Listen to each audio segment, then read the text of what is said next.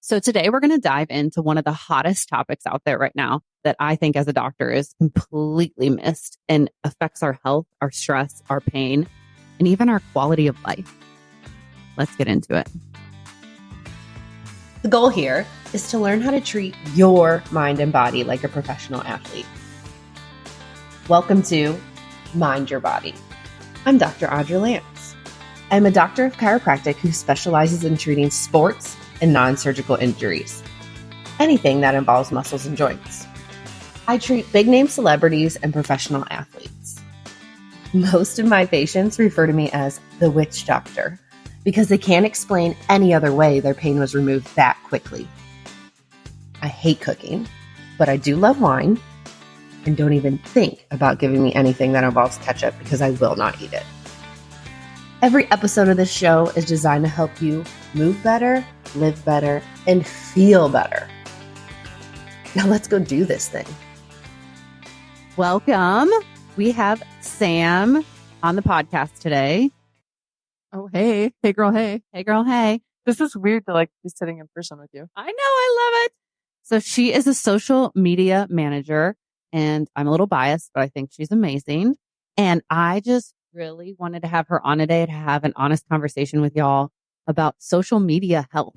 And I know that seems so silly, but I feel like, especially working with patients, whether, they're kids or celebrities or professional athletes or singers or whoever, it affects all of us. And none of us really have an open conversation about what a health impact it has.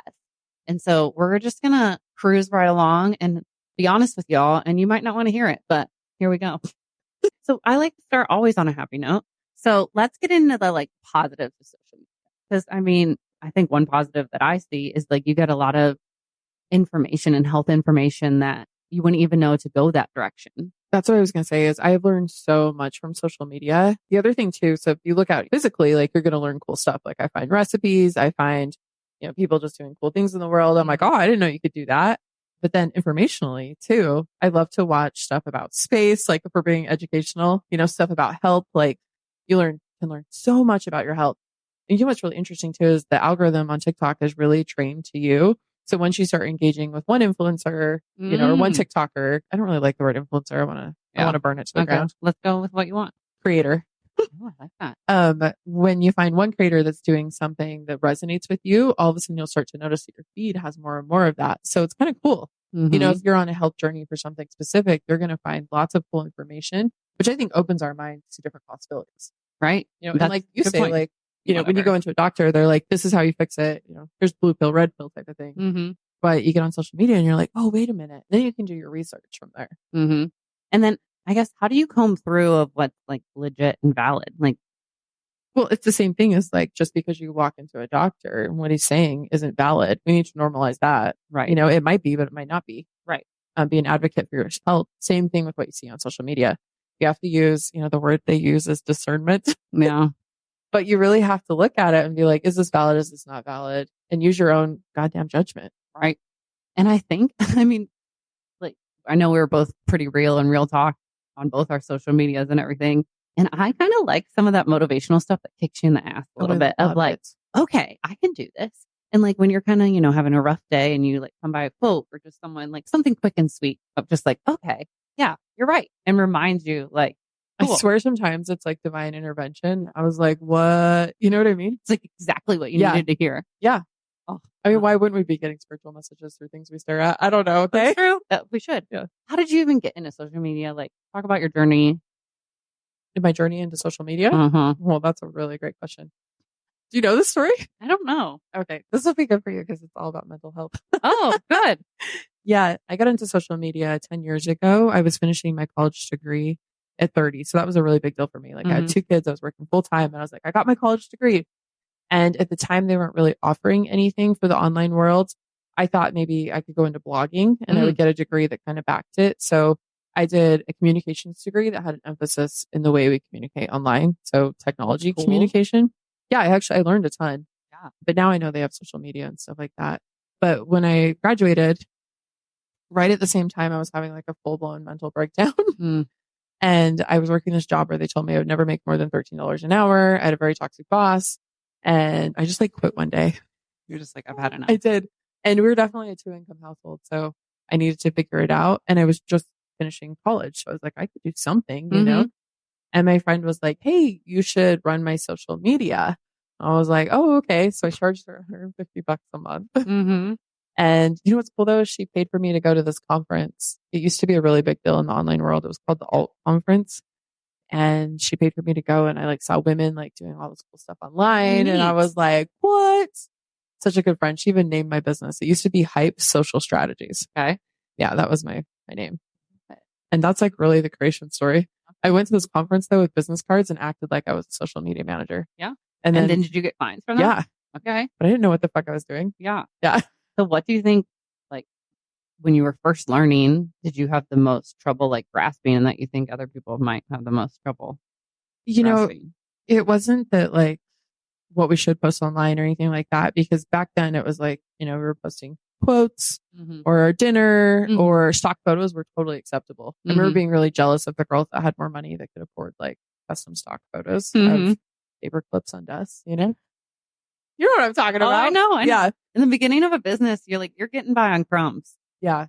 But I think that was just learning how to run a business. I didn't know. Right. I had no idea. Mostly it was like my mental health. I didn't know how to make money outside of having a paycheck. I didn't realize that people were just out there making money outside of a paycheck, So that was a like total mind fuckery. Sorry, but that was what it was. No, that's my favorite word. Yeah. So when you were in that with your mental health, like when you quit the job and you started that, like what do you think the part of social media that helped you the most then? I really think it's community. And this is another thing, if we could stick a big pin in it, is what I love most about social media is that you will always find people online that are going through something that you're going through. So you don't feel like you're on lonely island. You don't feel like I quit my job because I woke up one morning and I had decided I was going to hang myself. Sorry, this is trigger warning for anyone.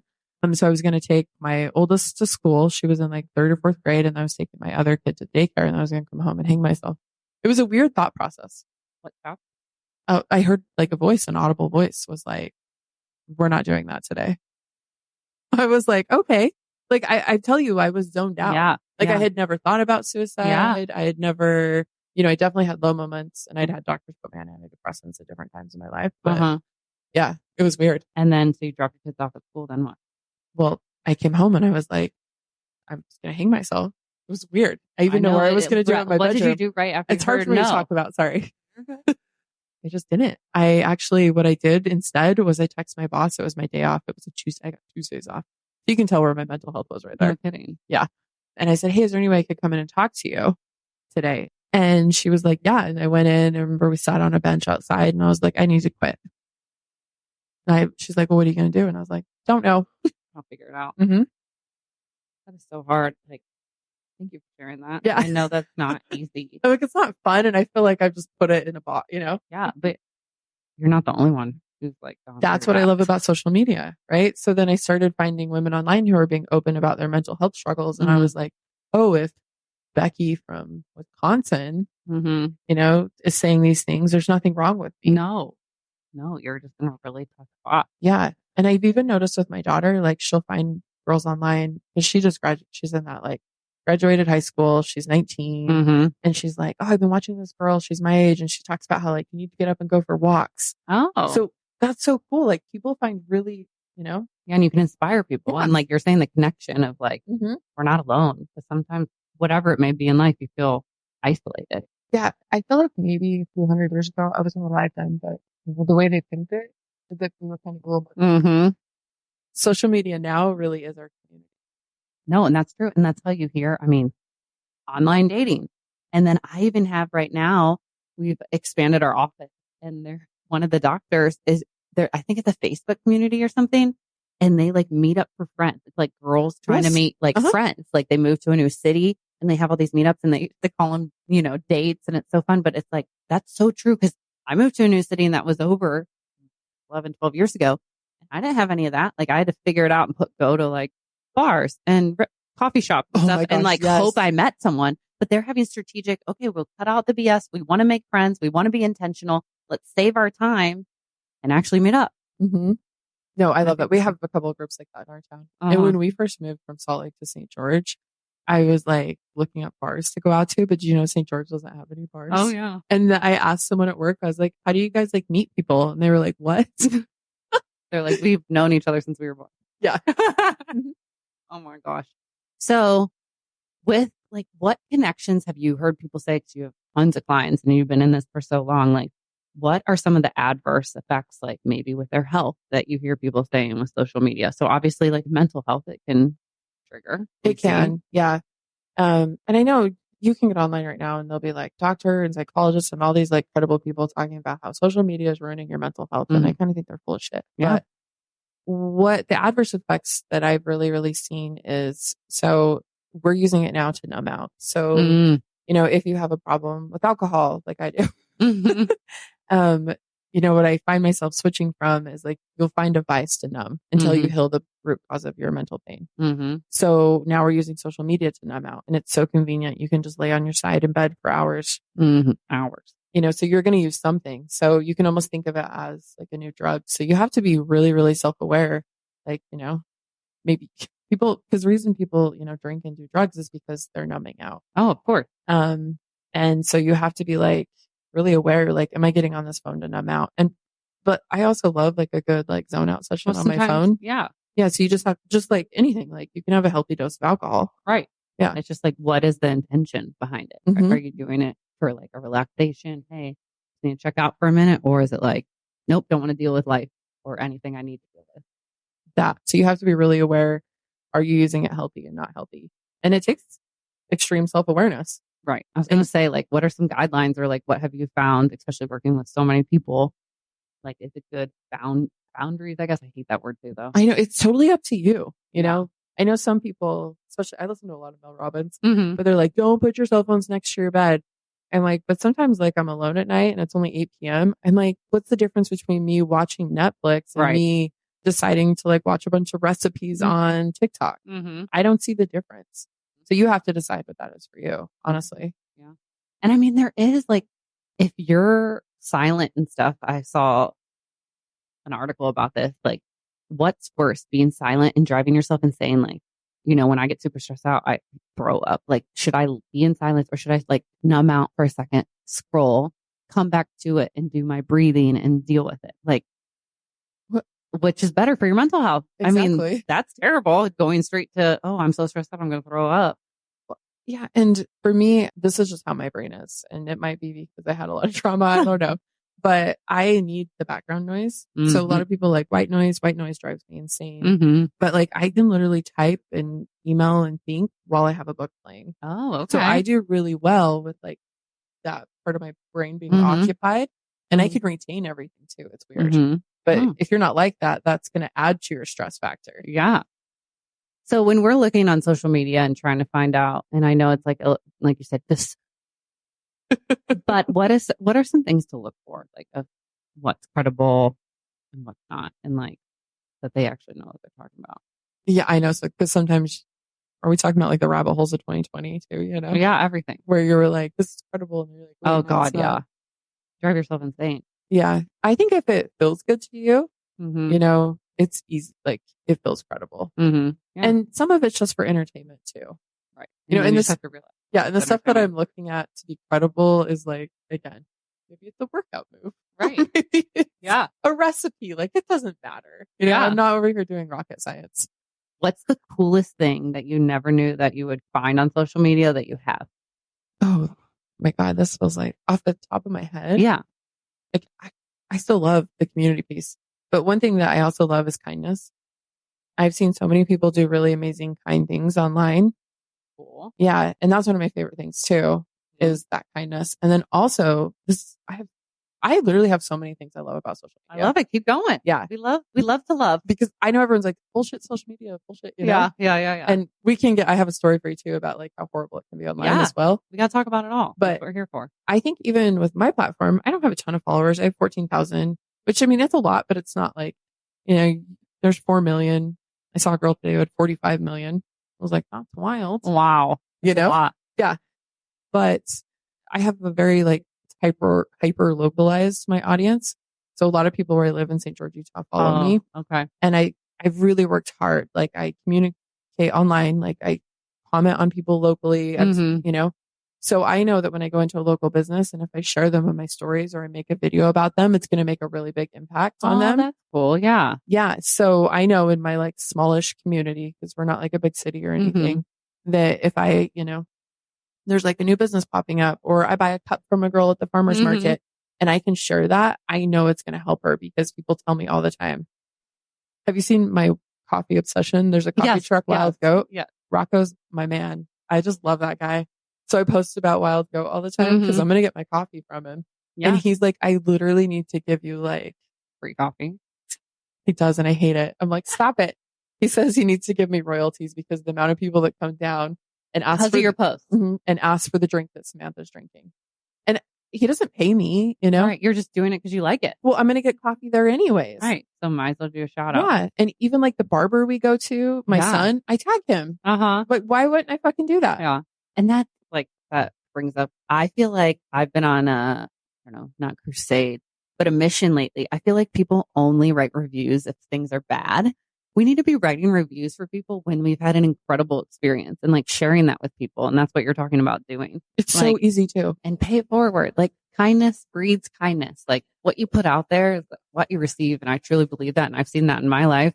I'm sure you've seen that in yours. And it's just like, come on, guys. Like we all would love, especially if you own a business, like, or, you know, any kind of good experience, a good review, like that can change person's day. That can change someone's mental health or it can ruin it. Yeah. Well, and it's elevated word of mouth. You know, even my functional practitioner that I see, she works out at the gym in the morning. So I see her all the time and talk to her. And she's like, yeah, I just had someone come in and they were like, oh, I heard you talking about it on your social media. And I'm like, that makes me so happy. Yeah. You know? Absolutely.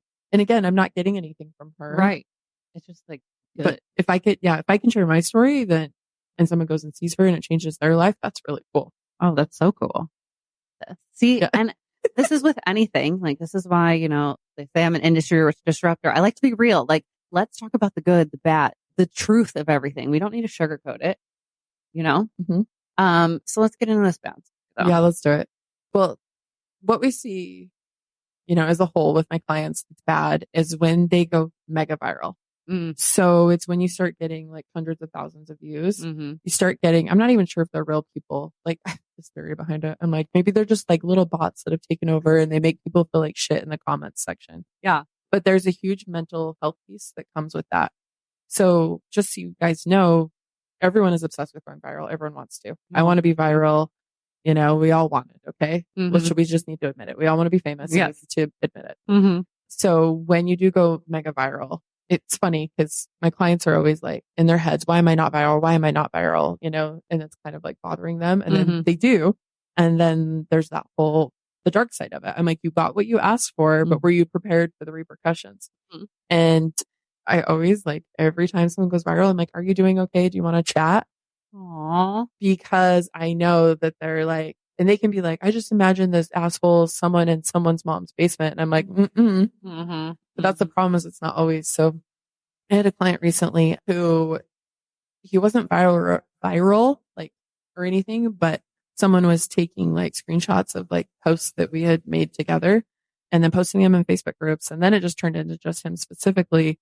And these were local Facebook groups and people were just talking mad shit on him. And so it wasn't just, you know, a dude in his mom's basement. It was people he knew in his community. And that affected his mental health like so hard. But what I said to him though was I was like, okay, well, you have a choice to make right now. You know, draw the line in the sand. Do you go and hide? Is that like, are you done, you know, putting yourself out there? Because he really didn't do anything. He was just putting himself out there, was walking into businesses, was sharing about different places. You know, he's a local realtor. He was doing a great job at getting visible. I was like, you just want to go back home and hide, just raise your family. And, you know, that's that. And I said, that's cool if that's what you want. And he's like, I couldn't live with myself if that's how I lived. And I said, well, then get back out there. You know what the son of a bitch did? He went and bought a billboard. Oh my gosh. So he really got back out there. I love it. I love it. And then I'm sure it passed and everyone's over it. Yeah. I mean, there's still some stuff, you know, but yeah. I know. Why are we so mean to me? That's one thing that actually makes me sad. And it'll be a conversation that I have with God when we die is why is our biggest fear in life is each other, right? Right. So you fear being murdered, or you fear, being raped in a bad neighborhood, or war. And all of this is like, why is our biggest fear human to human? Right. Well, that's a good question. I mean, it's something I'll never be able to answer. No. But on the flip side, like, we can use ourselves to empower people and inspire people and help them when they're down. And, it is truly just the little things. And like you're saying, little things on social media, maybe liking someone's post that you think is good, commenting, lifting them up. That can totally change someone's day. Yeah. I try to be like the hype girl, when I see someone, especially when I see girls, like maybe even, so I'm 39, I see girls in their 20s and they're starting that lash business or that brow business, or again, the cups at farmer's market, I'm like, you go, that's so cool. And then I'm like, make sure I go in and like, I buy a cup, or you know what I'm saying? Yeah. No, I think that is so cool. Is there anything else that you're, from your experience and your thousands of clients and everything, that you wish more people knew about social media? Oh gosh, I wish that people would really stop judging themselves, because that's one of the biggest hurdles I run into is self-sabotage. And then I feel like I could be a psychologist in this. Like maybe I should go back to school so that people will be like, oh, she knows what she's talking about, because I could put it on my name, Yeah. I see it so often though. Little things like they'll approve a post, then they'll delete it. Oh, that filter wasn't the right moody filter. And I was like, yes, it was, or you guys bolded the font. Now I look so stupid because that's not these are all, I'm quoting, this is all real stuff. That's not like my brand specifics. And I was like, well, you couldn't see it. So we just made your text bold, things like that. But what they think that they're like trying to, put out this really great looking brand, but that's not what they're doing at all. They're, it's an underlying issue. It's, they don't feel good enough. They feel like they're being judged. Maybe they were recently, I just had someone delete a post because it felt too vulnerable. I was like, well, that's why we posted it, And you approved it. You approved it. Yeah. Yeah. So people do it all the time. You have to, again, if you're going like all in on your social media, and I think you've done a great job, and I know you've had your really hard days, but you can't like sit and nitpick everything that goes out online and then delete it. And, basically, I get beat up quite a bit. Yeah. I don't, yeah. And especially, I feel like social media has been like with anything, like, why did I want to do this? Well, I wanted to be able to help more people genuinely and get my voice and like my specific, unique way of doing things out there. And because I really think if I can connect with all these people that come in and as patients, like, I know this sounds crazy, but I can change the world. And why can't you? And that's why I'm like, you need to go all in on social media. That's how you connect with people. That's how you get people who don't live in Nashville. And so I mean, when I first started, I was so uncomfortable. Like, it is so, and I just feel like I'm not good at English. You're scratching my neck. You're like, I'm not good at English. Oh my God, do I look fat? All those things. But I feel like it's like anything else, even like healing. It takes time and practice, and you have to commit to it and realize what your goal is and how you're going to get there. And it's just over time, you kind of are like, well, this is what I'm doing. Here we are. And yeah, have I gotten mean comments? I know I've sent you. I'm like, oh my God, this is so mean. But it's like, that comes with it. One of my favorite ultra marathon runners, Andy Glaze. Do you follow him? He's just this out there dude. But like, I have a crush on the way like he attacks his social media. He does a video every week, and it's like, what are my haters saying about me this week? Oh, I love it. And he goes through and reads them, That's so cool. Yeah. So, I mean, you just got to attack it head on. I had a comment on one of my posts today that said something, blah, blah, blah, you old hag. And so I screenshotted it and I posted it in my stories, and I was like, you had me at old hag, because let's just glorify it. Yeah. I don't know. I personally know that I can't make all these people stop saying mean things. No. And it's out there. I mean, that's why this isn't for everyone. So just be a little kinder to yourself. Like, realize it does have an impact, good or bad, on people's health. And like, you could change someone's day, and you can change your own day by putting some boundaries and realization on your social media. You can reach out to Sam with any questions, whether you want to work with her or even about like social media health. You can follow her we'll have it in the show notes, but give all your info. That was Samantha Parker. SamanthaParker.com. Yes. Kind of like the Ohio State where I went, which is why I love it. Oh my gosh. Well, thank you so much for coming on. This was a lot of fun. Yeah. Good to see you in person. Go team. Now, if you want to do something really special for me and got a lot out of this episode, go leave a 5-star written review of the show on Apple Podcast. And if you're a Spotify listener, just tap the 5 stars. To submit any of your health questions to the show, simply DM me on Instagram at Dr. Audra Lance. And don't worry, all your questions will be kept strictly anonymous. So send me all your embarrassing questions. And don't forget, breathe into your butthole. Toodaloo!